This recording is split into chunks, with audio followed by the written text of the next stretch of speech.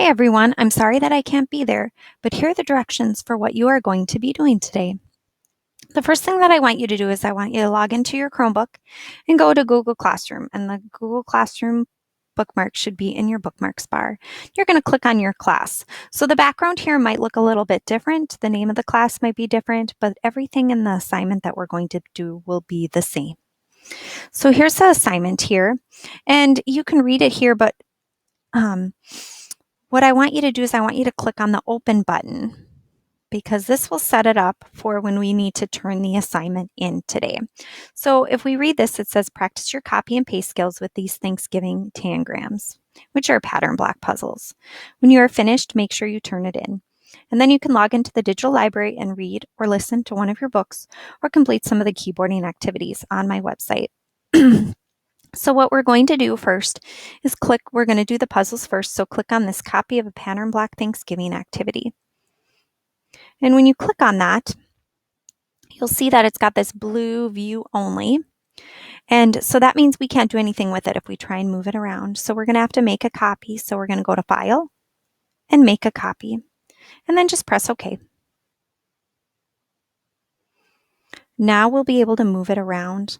And the reason that we're doing this activity, well, it's Thanksgiving, but also to give us practice using the copy and paste shortcuts. It's important for us to learn those shortcuts because they will save us a lot of time in the future. And so what you're going to do is here's this yellow hexagon. We want to see how many yellow hexagons we need. So we need 1, 2, 3, 4. And we only have 1 here. So what we're going to do is we're going to use we're going to click on it and then click Control C, which you can't see, but I'm clicking that on my keyboard right now. And then what I'm going to do is I'm going to do Control V and see how a copy showed up. And I need 2 more to make the 4 that I need to fill in the spaces here. So I'm going to do Control V again and then Control V one more time. So I only needed to do copy once, and then I pasted to get more copies. And now I'm going to fill them in. Don't worry if they don't fit in exactly. If you have a little bit of white here or there, it's not a big deal. So now if I look at these skinny parallelograms here, I need 1, 2, 3, 4, 5, 6, 7. So I'm going to click on here to get the blue box around it, and then I'm going to click Control C, which I just did. And now I'm going to do Control V. So I have 2 of them, and then Control V for 3, Control V for 4, Control V for 5, Control V for 6, and Control V for 7. So now I have 7 of them. Now I can move them into place. Now you'll see that for some of the shapes that you put in, they don't quite fit. They need to be turned. So the way that you're going to turn them is you're going to grab onto this little bar, and you'll see as soon as my mouse goes over this little dot, it turns into a plus sign, and then I can click and hold while I move it to the direction it needs to be.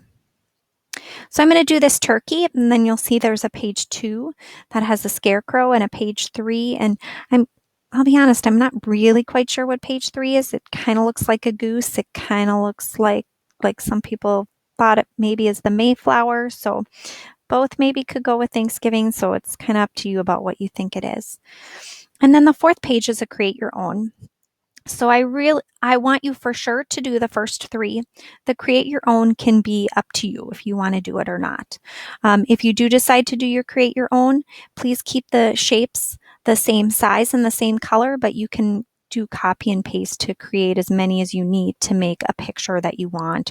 I've had kids do other animals like cats and dogs, and mostly animals, but some people have done like buildings or like a scenery, like trees and water. So it's really up to you and your imagination if you decide you want to do the create your own. When you're all finished, what you're going to do is you're going to go back, and we can go to this view only pattern block page and click the X to get rid of it. And I'm going to go back to my Google Classroom page, and down here at the bottom I'm going to click Add, and I'm going to click on Google Drive.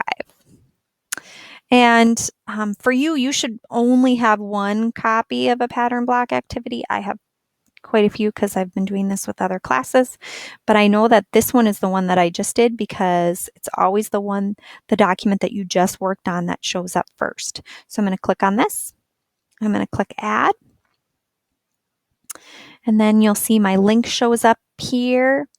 And then I can click on the turn in button.